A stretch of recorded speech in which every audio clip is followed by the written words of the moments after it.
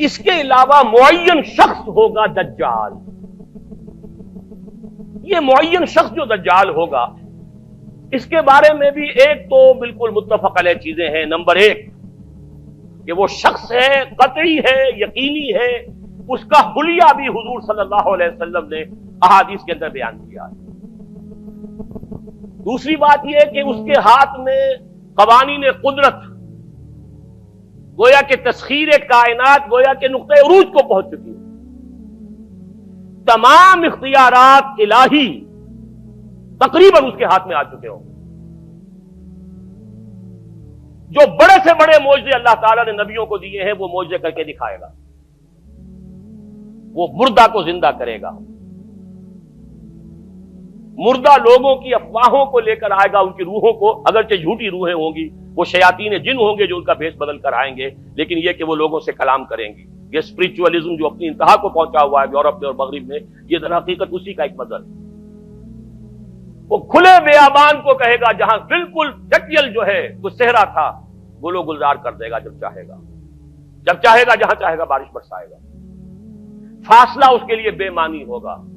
اس کی سواری وہ ہوگی کہ جس کے دونوں کانوں کے درمیان فاصلہ 80 ہاتھ کا ہوگا.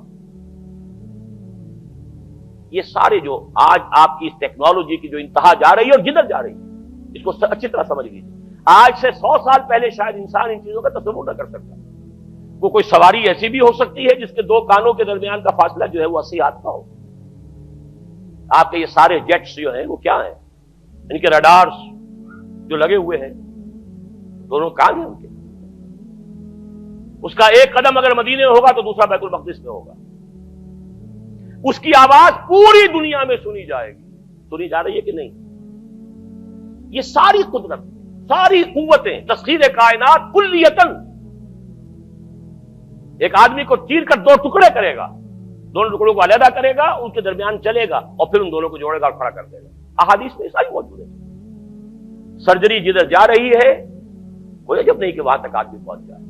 فریز کر کے تو یہ معاملہ اب ہو ہی سکتا ہے، لیکن یہ کہ ابھی اگلا اور قدم کیا ہوگا کچھ نہیں کہہ سکتے. یہ چیزیں تو ہے متفق علیہ. البتہ کچھ معاملات کے اندر احادیث میں کچھ اختلاف پایا جاتا ہے اور یہ مشکلات الحدیث میں سے. اور میں بھی چونکہ اس مسئلے میں اب تک بھی کسی درجے میں ابھی قطعیت کے ساتھ میں کوئی بات نہیں کہہ پا رہا ہوں، لیکن اب چونکہ گمان غالب کے درجے میں ایک رائے تک پہنچ چکا ہوں، اس لیے میں نے آج اس بات کو آپ تک پہنچانے کے لیے یہ عنوان اختیار کیا. اس لیے کہ حدیث میں جو آتی ہے تفاصیل، اس سے معلوم ہوتا ہے کہ یہ دجال دو دجل کرے گا. یا تو وہ دو دجل کرنے والے دو دجال علیحدہ ہیں، یا یہ دونوں دجل کرنے والا شخص ایک ہی ہے. بس یہ مسئلہ ہے کہ جو آج تک مجھ سے حل نہیں ہوا تھا، اب تک کہنا چاہیے آج تک نہیں. اور یہ اس میں علماء سے بھی گفتگو ہوئی ہے، اور جن لوگوں نے اس مفہوم موضوعات پر اپنا وقت لگایا ہے ان سے بھی گفتگویں ہوئی ہیں، تو وہ بھی اس مسئلے کو حل کرنے سے تاحال قاصر رہے. لیکن یہ کہ اب میری رائے یہ ہے کہ یہ دو شخص ہیں علیحدہ علیحدہ، واللہ عالم. لیکن ایک رائے تک میں پہنچ چکا ہوں، اس لیے وہ رائے آپ کے سامنے رکھ رہا ہوں، اور آپ کے ذریعے سے وہ آگے بھی پھیلے گی تو اہل علم کے ساتھ جو ہے اس معاملے کے اندر تبادلہ خیالات کی بھی نوبت آئے گی انشاءاللہ. لیکن یہ کہ اس میں یہ بات قطعی اور یقینی ہے کہ اس طرح کا ایک شخص پیدا ہوگا. البتہ یہ کہ آیا وہ دو ہوں گے دو مختلف اوقات میں، یا ایک ہی ہوگا ایک ہی وقت میں، صرف اس میں اختلاف ہے. میرے نزدیک وہ دو ہوں گے. ایک وہ شخص جو جھوٹا مسیح ہونے کا دعویٰ کرے گا، المسیح الدجال. جیسے حضور نے فرمایا میری امت میں 30 دجال اٹھیں گے جو نبی کا دعویٰ کریں گے، جن میں سے 5-6 تو حضور کے اپنے زمانے میں اور آپ سے متصل اٹھ پڑے ہوئے تھے. بعد میں محمد علی باب ہو، بہاءاللہ ہو، قادیانی اور نہ معلوم کہاں کون اٹھے ہوں گے، واللہ عالم. کسی طریقے سے ایک شخص مسیح ہونے کا دعویٰ کر کے کھڑا ہوگا، یہودی ہوگا. یہ ہے اصل میں وہ شے. اور اس میں جو ان دونوں شخصیتوں کے مابین اگر کوئی ذرا سا اگر ابہام رہا ہے تو میں ایک حدیث بھی نوٹ کر کے لایا تھا، حضرت عبادہ ابن صامت رضی اللہ تعالی عنہ سے ہے، عن رسول اللہ ہے، انی حدثتکم عن الدجال حتی خشیت اللہ تعقلوا. میں نے تمہیں دجال کے بارے میں بہت سی باتیں بتائی ہیں تو مجھے یہ گمان ہوا کہ شاید تم اسے سمجھ نہ پاؤ. یہ اندیشہ خود حضور صلی اللہ علیہ وسلم کو ہوا ہے، اور یہ سنن ابی داؤد کی روایت ہے۔ بہرحال میں جو کچھ عرض کر رہا ہوں کہ میں اس رائے تک پہنچاؤں کہ یہ دو علیحدہ شخصیتیں ہیں۔ ایک تو یہ ہے کہ ایک مسیح الدجال کھڑا ہوگا یہ ایک دعویٰ کر کے کہ میں مسیح ہوں، چونکہ اس کا زمانہ بالکل قریب آ چکا، اس لیے میں آپ کو اس کے بارے میں خبردار کر رہا ہوں۔ دوسرا جو مسیح جس کی شخصیت مسیح دجال کی آتی ہے، دجال اکبر، میں صرف اشارہ کروں گا، پھر کبھی انشاءاللہ اس موضوع پر تفصیل سے گفتگو ہوگی، وہ میرے نزدیک بالکل قریب قیامت کی ایک علامت ہے۔ جو خدائی کا دعویٰ کرے وہ جھوٹا خدا ہوگا، یہ جھوٹا مسیح ہوگا، المسیح الدجال۔ الدجال الاکبر وہ ہوگا کہ جو قیامت کے بالکل قریب کی تین نشانیاں ہیں، جبکہ وہ آ جائیں گی تو حدیث میں آتا ہے کہ اس کے بعد کسی شخص کے ایمان لانے کا، توبہ کرنے کا فائدہ نہیں ہوگا۔ ویسے تو علامات قیامت جو ہے ان میں سب سے پہلی میں نے بتایا تھا حضور کی بعثت خود علامات میں سے، اس کے بعد 10 علامتیں حضور نے گنوائی ہیں اور وہ تدریجاً پوری ہوتی چلی جائیں گی۔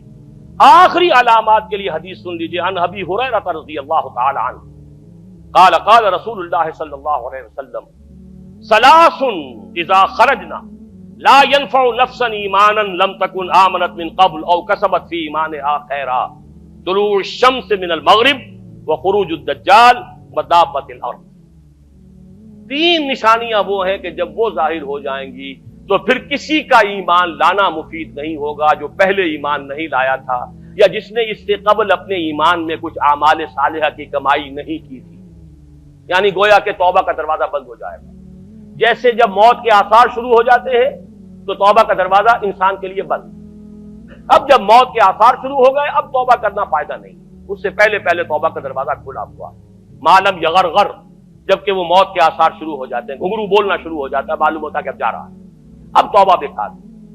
اسی طریقے سے پوری نوع انسانی کے لیے توبہ کا دروازہ بند ہوگا ایک وقت میں آ کر کہ اب کسی کے لیے توبہ نہیں، ایمان نہیں، اور اس کے لیے 3 علامتیں بیان ہوئی ہیں، یہ بھی مسلم شریف کی روایت ہے۔